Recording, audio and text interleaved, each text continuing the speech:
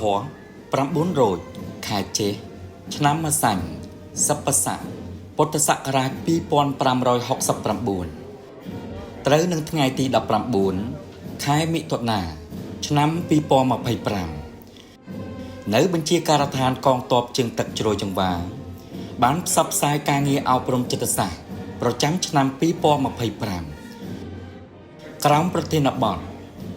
សន្ទរកថាសម្ដេចមហាបវរធិបតីហ៊ុនម៉ាណែតនាយករដ្ឋមន្ត្រីនៃប្រជាជាតិកម្ពុជាថ្លែងឧទ្ទិសនាមយុទ្ធសាស្ត្របញ្ញកាលដំណាក់កាលទី1និងវិធានការគន្លឹះរបស់រាជរដ្ឋាភិបាលនីតិកាលទី7នៃរដ្ឋសភាក្រោមអធិបតីភាពឯកឧត្តមឧត្តមនាវីតូវ៉ែនសុផាណារ៉េនអនុប្រធានក្រុមស្រាវជ្រាវយុទ្ធសាស្ត្រយោធាកងទ័ពជើងទឹកក្នុងការវិទ្យាល័យវិទ្យាល័យខ្ញុំមិនមែនជាគ្រូយ៉ាងណាទៀតគឺថាខ្ញុំតែនិយាយយ៉ាងពោល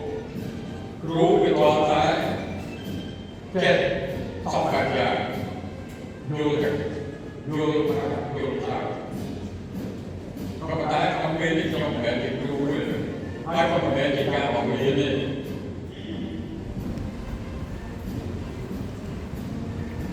ទឹកលេខ6ទឹកលេខ2ទឹកលេខ6ទឹកលេខ2ស្មើនឹងប្រមាណស្មើនឹង9និងទី3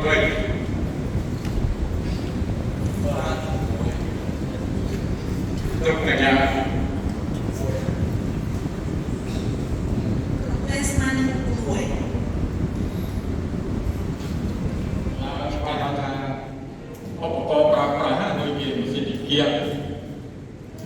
ឬមួយក៏ម៉ាស៊ីនស្អីកុំព្យូទ័រអីយ៉ាងទៅនេ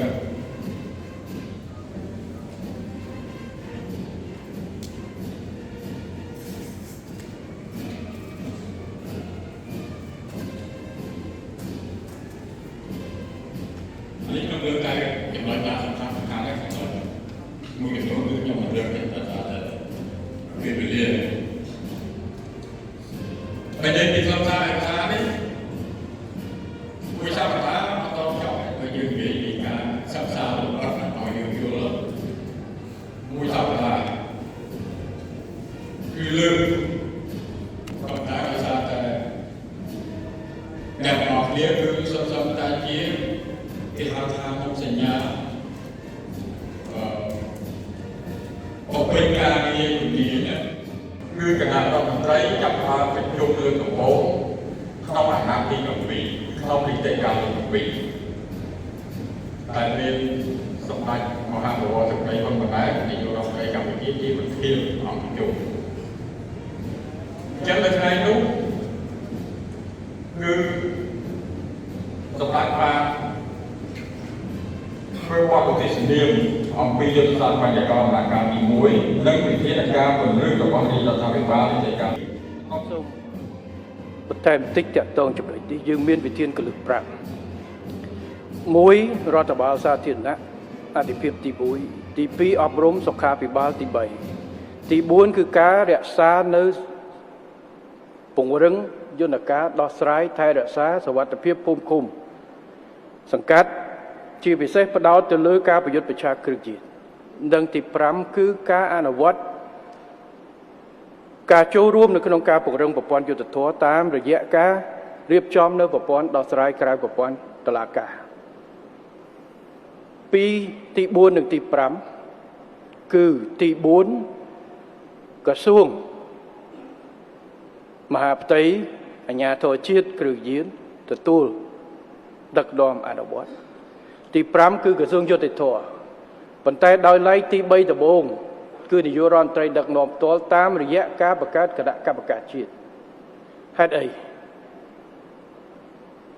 កំណែតម្រង់មុខងារសាធារណៈគឺជាការងារធំ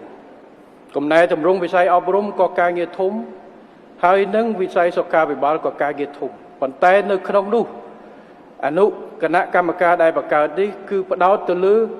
កិច្ចការសំខាន់មួយចំនួនតែប៉ុណ្ណោះជាពិសេសគឺថ្នាក់មូលដ្ឋាន